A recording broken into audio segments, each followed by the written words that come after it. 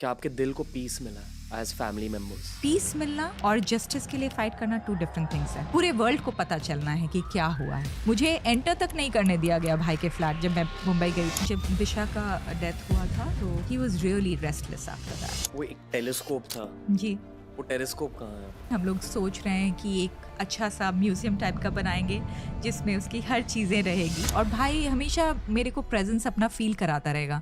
While we were on our way to Rishikesh, हम लोग miss कर रहे थे कि भाई रहता तो कितना अच्छा लगता। You know what started happening, वो नमो नमो शंकरा गाना है ना, वाह, वो प्ले होना शुरू हुआ और वो भी वो वाला पार्ट जिसमें भाई का बहुत सारा वॉइस है। सुशांत सिंह राजपूत इज प्लेइंग ब्योमकेश बख्शी, नहीं वो ब्योमकेश बख्शी प्ले करता था तो ब्योमकेश बख्शी ही लगता था। वो एम एस धोनी प्ले किया तो वो एम एस धोनी ही लग रहा था। बहुत लोग कहते हैं कि he should have been on the show, but this is the closest we can get to bringing his mind and heart more important. आपके नजरिए से ये सब क्या था? अगर आत्महत्या थी तो बताओ क्यों थी, बट अगर मर्डर था तो प्लीज।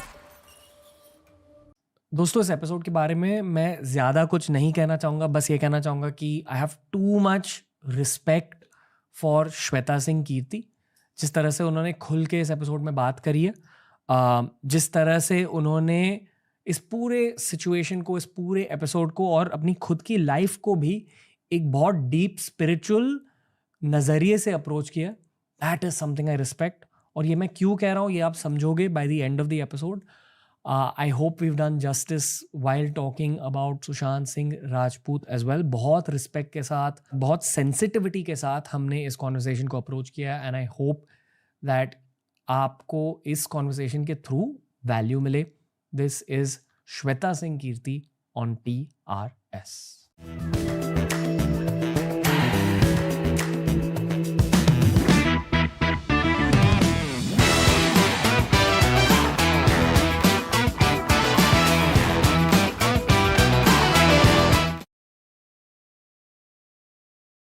श्वेता मैम का स्वागत है TRS में। बहुत Thank अच्छा लग रहा है आपके सामने बैठकर।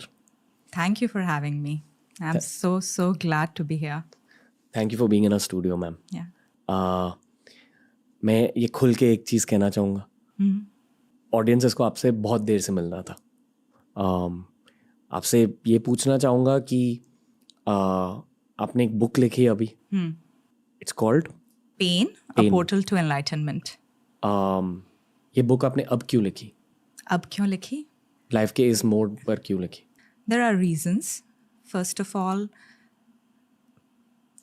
there has been a lot of learnings in my life. मैंने बहुत कुछ लर्न किया इस पूरे भाई के डेथ के बाद वाले एपिसोड से। एंड उसके बाद मैंने एक चैप्टर भी पढ़ा था बुद्धिस्ट टेक्स्ट में which was talking about universal responsibility. तो मैं जिस तरह की हो ना Ranveer, I am more like a yogi. अगर तुम मुझे छोड़ दो अकेले, I'll be very happy. I have been to many months of solitary retreats. तो I feel like that is home for me. Ji. But जब वहाँ पे थी ना, तब मैंने ये टेक्स्ट पढ़ा जिसमें यूनिवर्सल रिस्पॉन्सिबिलिटी की बात आती है, जिसमें whatever you are learning, you have to share with others. तो मैंने वो पढ़ा यूनिवर्सल रिस्पॉन्सिबिलिटी का चैप्टर, और उससे मुझे ये सेंस आया कि no, I should actually write a book जिसमें मैं एक्सप्लेन करूं अपना process, how I came out of the pain, right? देखो, बहुत कोई डेथ ऑफ लव्ड वंस से गुजरते हैं and it's not a easy thing. ये बहुत डीप ट्रॉमा है। और उससे गुजरने के लिए the equipments, the tools you need, वही सब मैं लिखना चाहती थी इस बुक में, जो मुझे हेल्प किया, राइट? और भाई के डेथ के बाद I took on a lot of time for internal practice. तो I went for a 4-month solitary retreat, separately, but I did. And वहाँ पे बहुत सारे रियलाइजेशन और ब्रेक थ्रूज हुए। तो जो चीज़ मुझे हेल्प कर रही थी, मैंने सोचा शायद अगर इस बुक में लिखूं तो ये दूसरों को भी हेल्प कर सकता है। और अगेन, सुशांत के डेथ के बाद you saw how many people were impacted by that, right? They all deeply felt connected to him as a family. मेरे ख्याल से ये इम्पैक्ट और कनेक्शन अब भी है, Of course, of क्योंकि course. लोगों को जवाब नहीं मिले. Correct, correct. Or because of that, they were going through a lot of internal turmoil, depression. और मुझे कितने सारे emails आए रणवीर, मैं तुम्हें बता नहीं सकती. कितने सारे लोगों के phone calls आए जो बोल रहे थे कि they are going through depression. That's why I wrote this book. अब कैसे हो? I'm in a much better place, much better place. Yeah. मैं बचपन से ही स्पिरिचुअल हूँ रणवीर, बट यू नो ये स्पिरिचुअल टूल्स मुझे बहुत ज़्यादा हेल्प किए ड्यूरिंग दिस टाइम.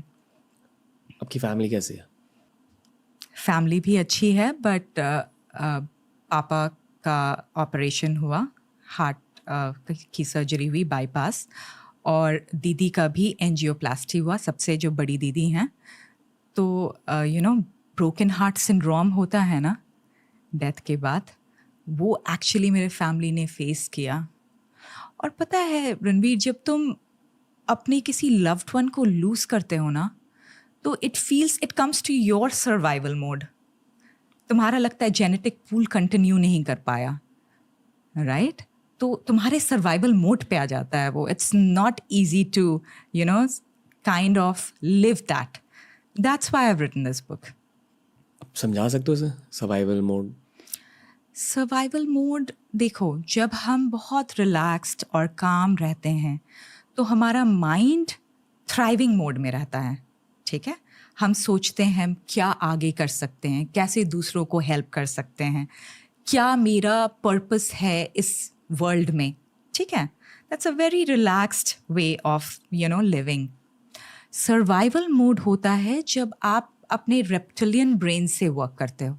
ठीक है, उसमें क्या होता है कि आप मोस्टली थ्रेट देखते रहते हो कि क्या प्रॉब्लम हो सकता है, और थ्रेट को डिटेक्ट करके आप सर्वाइव करने की कोशिश कर रहे हो. सोचो आप जंगल में हो, फॉरेस्ट में हो एक नाइट. ठीक है, तो आप सो पाओगे क्या? रिलैक्स्ड हो पाओगे, काम हो पाओगे, मेडिटेट कर पाओगे? मे बी नॉट, बिकॉज रात का टाइम है जंगल में. आपको लगता रहेगा कि अच्छा अटैक हो सकता हूँ, बिच्छू हो सकता है, स्नेक्स हो सकता है, या फिर एनिमल्स हो सकते हैं, लायंस हो सकता है, टाइगर्स हो सकता है, कुछ भी हो सकता है, राइट? तो आप उस समय रिलैक्स नहीं रहते हो. This is what a survival mode, where you are very very very very attentive to what can attack you. Ma'am, इस पूरे कॉन्वर्सेशन को मुझे 2 डायरेक्शन से अप्रोच करना है. पहली डायरेक्शन ऑब्वियसली ये है कि सुशांत के बहुत सारे फैंस हैं, उनके बहुत सारे सवाल हैं. हमने काफ़ी कंटेंट बनाया है सुशांत को लेकर. आई डोंट नो अगर आपने हमारा एक सुशांत का एक वीडियो देखा होगा, बहुत पहले बनाया था, माइंडसेट के बारे में, बहुत पहले की बात है. अच्छा. आपके एक फैमिली मेम्बर ने रीच आउट किया था, they had seen it, and वो एकदम दिल से बनाया था हमारी पूरी टीम ने. एंड उसके अलावा भी उनकी बातें हुई हैं इस शो पर. I am sure you encountered it, those clips. ये मैं हमेशा रिस्पेक्ट के साथ बनाता हूँ. तो as a family member I hope it's okay कि that's totally fine, that's totally fine. क्योंकि ऑडियंस के दिल में सुशांत के लिए बहुत प्यार और रिस्पेक्ट है जी. और ये एक डायरेक्शन होगी इस पॉडकास्ट के लिए. क्योंकि आप दोनों के बीच सिर्फ 1 साल का फ़र्क है. You're right. आप इन अ वे आई वुड आर्ग्यू कि थोड़े से एक ट्विन हो उनके. और मैंने आपके दूसरे पॉडकास्ट भी देखे, जी. आपकी बातें सुनी है, आप भी बहुत डीप बातें करते हो. और लोग जानते हैं कि सुशांत भी बहुत डीप बातें करते थे. बहुत लोग कहते हैं कि you know he should have been on the show, but this is the closest we can get to bringing his mind and heart more important. तो एक डायरेक्शन डेफिनेटली सुशांत से रिलेटेड होगी. दूसरी डायरेक्शन ये है जो आपने अब तक कहा कि जब फैमिली में लॉस होता है तो how are you suppose to deal with it. क्योंकि ये स्कूल और कॉलेज में हमें पढ़ाया नहीं जाता. और कुछ लोग ये मानेंगे कि यार ये एक दादाजी दादी माँ वाला टॉपिक है, but the truth is that ये एक बहुत ज़रूरी लाइफ स्किल होती है. So are you okay with both the directions? Yes, totally fine. मैं आपको पूछना चाहूँगा with either of them, this 2 things I have mentioned, आप क्या बताना चाहोगे ऑडियंस को, मतलब इस शो पर? हाँ, आप जानते हो कि TRS की ऑडियंस किस टाइप की है, थोड़ी सी डीप है, स्पिरिचुअल है, which is why we love Sushant so much honestly, कि वो भी वैसे ही थे. हाँ. और जब भी मैं आपकी बातें सुनता हूँ वही फीलिंग आती है. हाँ. कि honestly I would like to say कि आप दोनों में आपके पापा और मम्मी की एक रिफ्लेक्शन है. It's something about the way they brought you guys up. तो आप कहाँ से शुरुआत करना चाहोगे? आप जहाँ से शुरुआत करना चाहोगे वहाँ से. पिछले 4 सालों का सबसे बड़ा लेसन क्या रहा है? 4 सालों का सबसे बड़ा लेसन ये रहा है रणवीर कि you no looking for happiness outside is a big big problem. जब तक आप अपनी खुशियाँ बाहर ढूंढते रहते हो तब तक आपको रियल में कोई पीस नहीं है. और फाइनली तुमको कोई और हेल्प नहीं कर सकता है अदर देन योर स्पिरिचुअलिटी. ये मुझे अंडरस्टैंडिंग हुई है अभी तक. या सुशांत भी स्पिरिचुअल थे बहुत. क्योंकि लोग जानते कि उन्हें हर चीज़ की नॉलेज थी. AI से लेके स्पेस, उनके घर में एक टेलीस्कोप था. हर किसी ने उनका वो हाउस टूर देखा है. तो people want to know more about his personality. I feel कि उनकी पर्सनालिटी अनलॉक नहीं हुई थी इंटरनेट पर. एंड आप उनकी बहन हो. उसकी बहुत डीप सी पर्सनालिटी थी. डिफरेंट लेयर्स पे उनको एक्सप्लोर किया जा सकता था. ठीक है. What we just saw was just a little bit of him. उसके टैलेंट को देखा बट वो कहीं ज़्यादा उससे डीप था. मुझे फेम के बारे में बात करना. हाँ जी. आपके नज़रिए से फिल्म वर्ल्ड का फेम कैसा था? मैं और भाई क्योंकि 1 साल ही अपार्ट थे, जो भी भाई के साथ हो रहा था I felt it's happening to me too. So I was enjoying the whole process with him. ठीक है. होता है ना, आप बहुत ज़्यादा किसी से आइडेंटिफाइड होते हो तो वो जो एक्सपीरियंसेस कर रहा है तुम भी वो एक्सपीरियंसेस लिव करते हो जी. Through that person. So I was living that experience through him. And you know बहुत सेंस ऑफ प्राइड था कि भाई इस तरह का कुछ कर सकता है with putting you know so much of effort, so much of hard work. There was no godfather for him. He rose from you know like from the ground, right, like a phoenix. इसकी वजह क्या थी? उनके success की actual वजह क्या थी आपके अकॉर्डिंग? उसकी सक्सेस की एक्चुअल वजह थी हार्ड वर्क. और एक और चीज़ जो मुझे लगता है वजह थी, वो बहुत प्योर था. बहुत ज़्यादा प्योर सोल था. जब एक प्योर सोल कुछ करता है ना तो उसका आपको लाइट दिखता है. यू नो जो भी एक्टिंग कर रहा है तुम एक्ट कर ही पाते हो, इतने सारे इमोशंस को डिपिक्ट कर ही पाते हो जब तुम एक तरीके से एम्प्टी हो अंदर. तभी तुम उस ऑल दैट थिंग को अच्छे से प्रोजेक्ट कर पाओगे, क्योंकि तुम्हारा कुछ पर्सनालिटी नहीं है, सर्टन पर्सनालिटी नहीं है. नहीं तो ऐसा लगेगा कि सुशांत सिंह राजपूत इज प्लेइंग ब्योमकेश बख्शी. नहीं, वो ब्योमकेश बख्शी प्ले करता था तो ब्योमकेश बख्शी ही लगता था. वो MS धोनी प्ले किया तो वो MS धोनी ही लग रहा था. राइट. ये मुकेश छाबड़ा सर ने भी शो पर कहा था जी. कि एक्टिंग का कोर एक्चुअली फ्लो स्टेट होता है. यानी कि आप तुरंत ऊपर वाले से कनेक्ट कर पाते हो.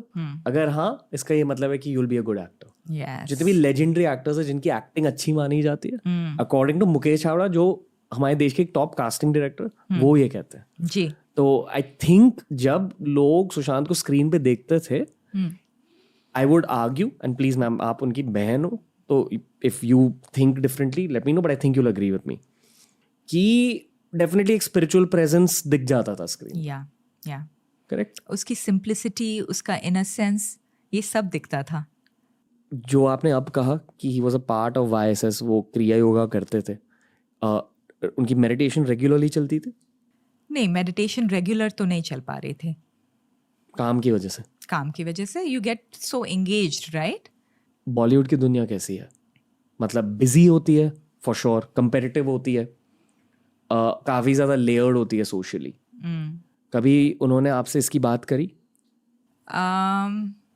देखो, उसको इफ़ेक्ट तो करता था.